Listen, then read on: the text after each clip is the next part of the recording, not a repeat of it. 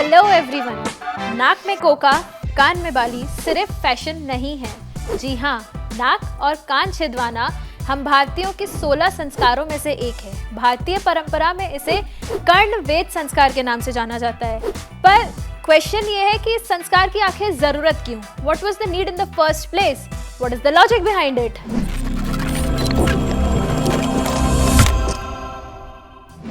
सबसे पहले समझते हैं इसके पीछे का साइंटिफिक लॉजिक।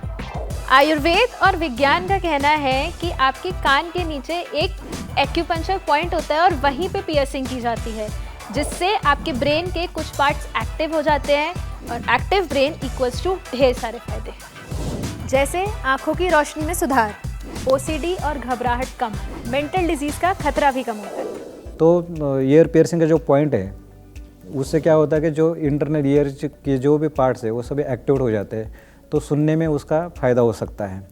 और ईयर लोब में विजन के सेंटर भी दिए हुए हैं, दैट इज़ मर्म, उसमें जो है वहाँ पे, तो उससे आंखों की रोशनी में भी सुधार आ सकता है। जो मेंटल डिसऑर्डर रहते हैं उसमें जैसे ओसीडी रहा, एंग्जाइटी रहा, उसमें भी फ़ायदा होता है ईयर पियर्सिंग करने से।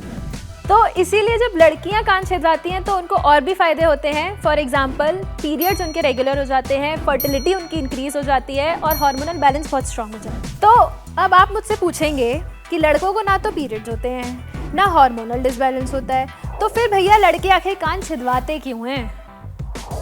लड़कों को भी ईयर पियर्सिंग से आईसाइट इंप्रूव करने में हेल्प मिलती है, ओसीडी और मेंटल हेल्थ में बहुत फ़ायदा मिलता है। बट सबसे बड़ा प्लस पॉइंट जो उनके लिए ये हो जाता है कि पियर्सिंग से ना उनको सीमेन प्रिजर्वेशन में बहुत हेल्प मिलती है। ईयर पियर्सिंग तो मेल फीमेल दोनों में भी करते हैं, बचपन में सबको ये पियर्सिंग करते हैं। मेन उसका जो फ़ायदा वो रिप्रोडक्टिव हेल्थ में ज़्यादा मिलता है, और जो भी रिप्रोडक्टिव इन्फेक्शन रहते हैं इम्यूनिटी के लिए भी फ़ायदेमंद बोला है। तो बात अगर हम पियर्सिंग की कर रहे हैं तो हम नोज पियर्सिंग को कैसे मिस कर सकते हैं यार? बचपन से लेकर अब तक हमने अपनी मम्मी, चाची, नानी, दादी, काकी सबके नाक पे बहुत सुंदर सुंदर से ऑर्नामेंट्स देखे हैं। तो नोज पियर्सिंग और ईयर पियर्सिंग हमारे भारत की बहुत पुरानी परंपरा है। इंडस वैली सिविलाइजेशन के टाइम से ही लोग नाक और कान में पियर्सिंग करवाते थे। नाक में पियर्सिंग कराने का क्या मतलब? तो आइए जानते हैं एक्सपर्ट से।